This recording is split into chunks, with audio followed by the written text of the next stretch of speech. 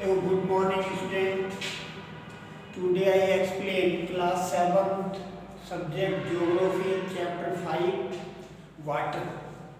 You know that about the water. तो water chapter की आज हम समरी का एक्सप्लेन कर रहे हैं. तो समरी देखो about 71% of earth surface is covered with water.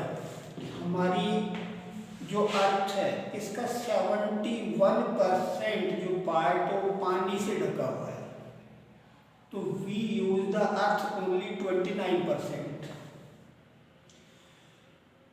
तो this water is present in river, lakes, ocean etcetera. ये वाटर हमें कहाँ कहाँ पे मिलता है? प्रेजेंट टाइम में रिवर्स नदियों में, लेक्स झीलों में, ओशियन समुद्रों में. तो इट मीन्स पानी हमारी अर्थ पे बहुत ज़्यादा क्वांटिटी में है. बट ये सारा फ्रेश वाटर नहीं, it is the totally not a fresh water. तो आई एक्सप्लेन कि कितना परसेंट पानी हमारी यूजफुल है, कैसे हम पानी को, जैसे पानी कैसे हमें मिलता है, इसके बारे में हम इस चैप्टर में पढ़ेंगे.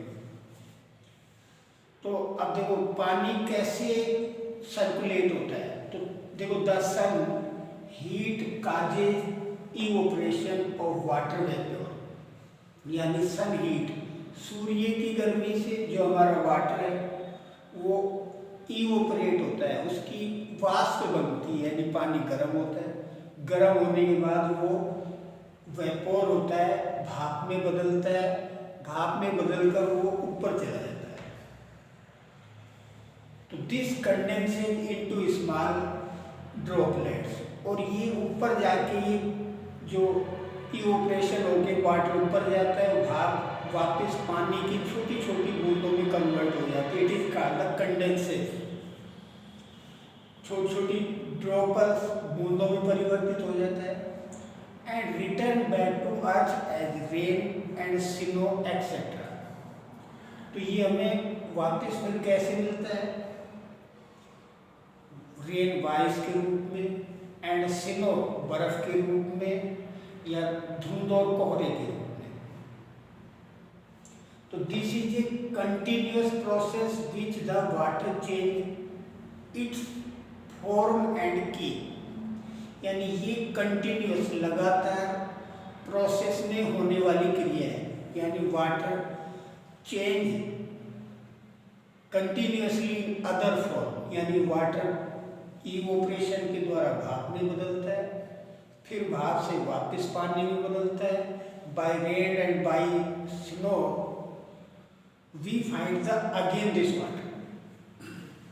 तो ये कंटिन्यूस प्रोसेस है. किसके according? It is circulation between hydrosphere and atmosphere. ये जमीन से और जो वायुमंडल है इनके बीच में ये कंटिन्यूस सर्कुलेशन चलता रहता है. अब ये फिगर है द हाइड्रोलॉजिक साइकिल, जो मैंने एक्सप्लेन किया है, इसको फिगर के द्वारा हम एक्सप्लेन कर रहे हैं. समरी में आपको यही करना है. तो देखो अर्थ है के ऊपर पानी, यानी सी है, रिवर है, लेक्स हैं, इनमें सन की हीट से पानी का इवोपरेशन हो रहा है. देखो सन से गर्मी आई, गर्मी से इवोपरेशन हुआ, पानी भाप में बदला और ऊपर चला गया. कंडेंसेशन यानी माउंटेन से, ट्री, बड़े बड़े ट्री से टकरा कर इसका कंडेंसेशन हो गया, वापस पानी की बूंदों में बदल जाता है हाइड्रोस्फीयर में. फिर ज़्यादा ठंडा होता है, ये किस रूप में नीचे आता है? देखो ये कंडेंसेशन हो गया, बादल बन गए जो हमें क्लाउड्स दिखाई देते हैं. ये पानी में छोटे छोटे कण होते हैं इसमें. और जब ज़्यादा ठंडे होते हैं एनवायरनमेंट में, पानी की बूंदें ऊपर नहीं रुकती, तो एज ए बारिश के अकॉर्डिंग हमें रिटर्न मिलता है, या स्नो मेल्ट बर्फ के रूप में हमें मिलता है, या प्रिसिपिटेशन धुंध कोहरे दूसरे रूप में हमें वापस पृथ्वी पे मिलता है। It is called the hydraulic cycle. अब जो हमारा वाटर है ये डिस्ट्रीब्यूशन किस तरह है? अब देखो, distribution of water, more than 97% of water is in the ocean. 97% से ज़्यादा पानी ओशियन, समुद्रों में है। But it is a salty, समुद्रों का पानी साल्टी होता है, पीने योग्य नहीं होता है। 2% locked is in ice caps and glacier. 2% जो क्वांटिटी पानी की बर्फ के रूप में आइस कैप्स में और ग्लेशियर्स में जमा रहती है। And 1% in river, lakes, ponds, well etcetera. 1% पानी नदियों में, झीलों में और तालाबों में या कुओं में, अदर रूप में हमारे पास रहता है, जो कि it is 1% water of usable for the agriculture and drinking water etc. तो it is a very important कि you save the water because uses water is very less on the earth. अब ओशियन सर्कुलेशन, ओशियन में भी कई तरह के circulation होते हैं। वो 3 टाइप के सर्कुलेशन है। फर्स्ट, वेव्स, तरंगों के माध्यम से। टाइड्स होती हैं। टाइड्स, इसको हिंदी में बोलते हैं ज्वार भाटा। करंट्स, और पानी जब ऊपर नीचे होता है इनको बोलते हैं करंट्स के माध्यम से। तो पहले आई एक्सप्लेन, आपको रिटर्न वर्क ये करना है, मैं एक्सप्लेनेशन करा रहा हूँ ओशियन सर्कुलेशन का कि वेव्स क्या होती है। वेव्स के बारे में आपको पता होना चाहिए। तो वेव्स क्या है? When the water on the surface of the ocean rises and falls alternatively, they are called waves. यानी पानी के जब वाटर समुद्रों के अंदर ऊपर उठता है, फिर नीचे जाता है, फिर ऊपर उठता है, फिर नीचे जाता है, इट इज कॉल्ड द लहरें। हिंदी में लहरें बोलते हैं। पानी ऊपर नीचे होता है। ये क्रिया ओशियन में होती रहती है। ये जो तरंगे हैं ये बहुत ऊंची और नीची होती जाती है। और इट इज क्यों आती है?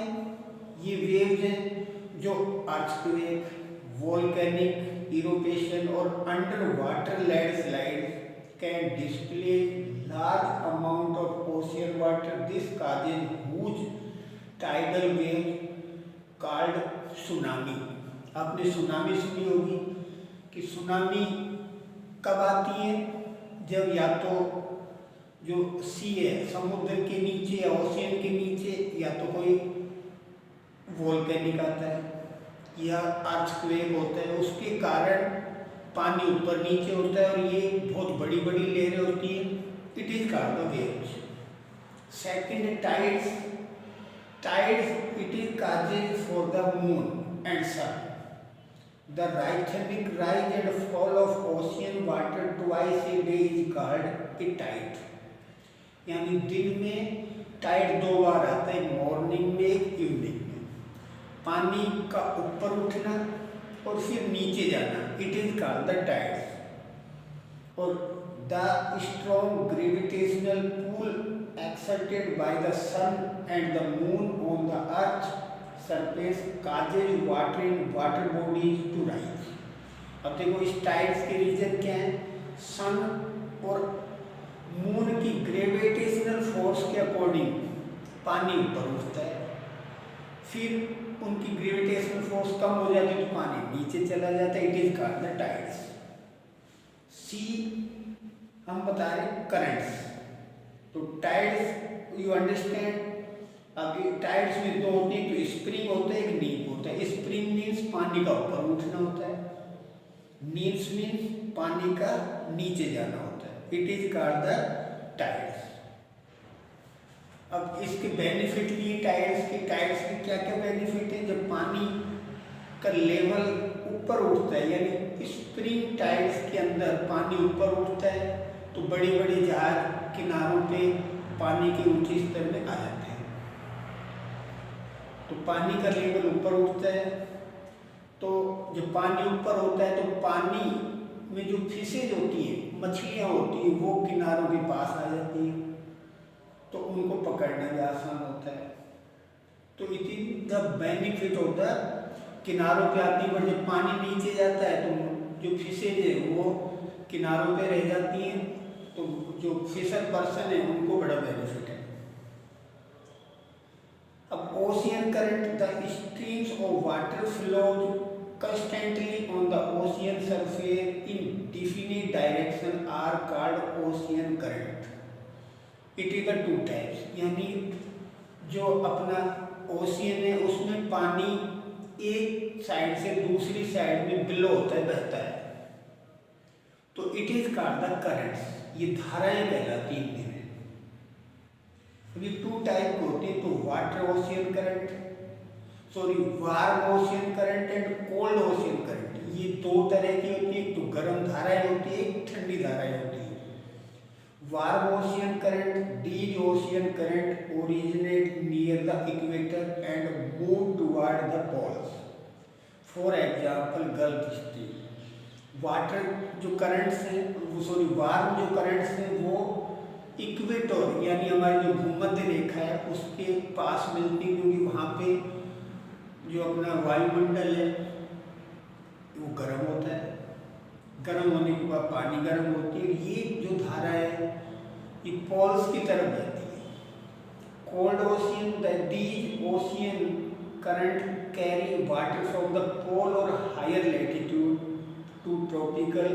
For example Labrador ocean current, यानी ये जो कोल्ड है, ये जो हमारे पोल्स होते हैं वहाँ पे ठंड होती है, तो वहाँ का पानी ठंडा होता है, या वो बर्फ और पानी में चेंज होता है, तो वहाँ से धाराएं